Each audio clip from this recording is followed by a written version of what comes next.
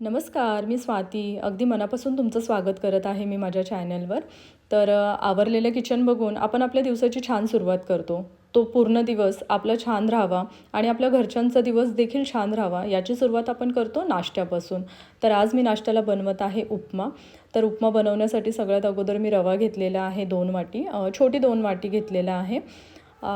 रवा थोडासा भाजून घेतल्यानंतर तो रवा मी एका प्लेटमध्ये काढून घेतलेला आहे आणि सेम कढईमध्ये ना मी तेल गरम करते.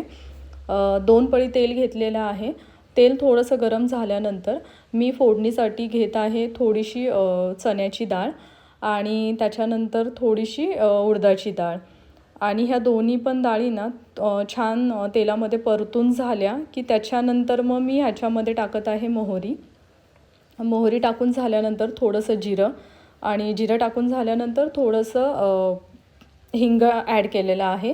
हिंग टाकल्यानंतर कढीपत्ता टाकलेला आहे. कढीपत्ता छान तडतडला की त्याच्यानंतर मी ह्याच्यामध्ये कांदा टाकत आहे आणि कांदा टाकतानाच मी ह्याच्यामध्ये मिरची पण ॲड केलेली आहे आणि माझ्याकडे थोडंसं गाजर होतं तर ते पण मी ॲड केलेलं आहे.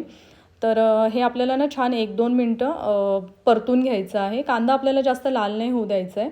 आपल्याला कांदा थोडासा फक्त ब्राऊन झाला आणि गाजर आपले थोडेसे मऊ झाले की आपल्याला लगेचच ह्याच्यामध्ये आपण जो रवा भाजून घेतलेला आहे ना तो रवा ॲड करायचा आहे. छान 1 मिनटं हे परतून झालं की ह्याच्यामध्ये मी ना गरम पाणी ॲड करणार आहे. तर मी छोटी 2 वाटी रवा घेतलेला आहे तर याच्यासाठी मला ना म्हणजे 4 पट पाणी लागलेलं आहे. तर त्या सेम वाटीने ना मी 2 वाटी रवा आणि 8 वाटी पाणी असं प्रमाण घेतलेलं आहे आणि पाणी ॲड करून झाल्यानंतर हे छान ना मिक्स केलेलं आहे आणि मिक्स करून झाल्यानंतर आता ना याच्यामध्ये मी मीठ ॲड करत आहे. मीठ ॲड करून झाल्यानंतर ना ह्याला छान मिक्स करणार आहोत. मीठ ना तसं थोडं कमीच लागतं उपम्याला तर तुम्ही त्याप्रमाणे मीठ टाका.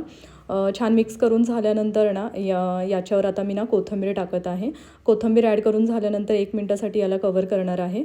त्याच्यानंतर मग परत मी ह्याला छान मिक्स करून एक 2 ते 3 मिनटं उपमा छान शिजवून घेणार आहे. तर तुम्ही बघू शकता एक 2-3 मिनटानंतर उपमा आपला छान तयार झालेला आहे.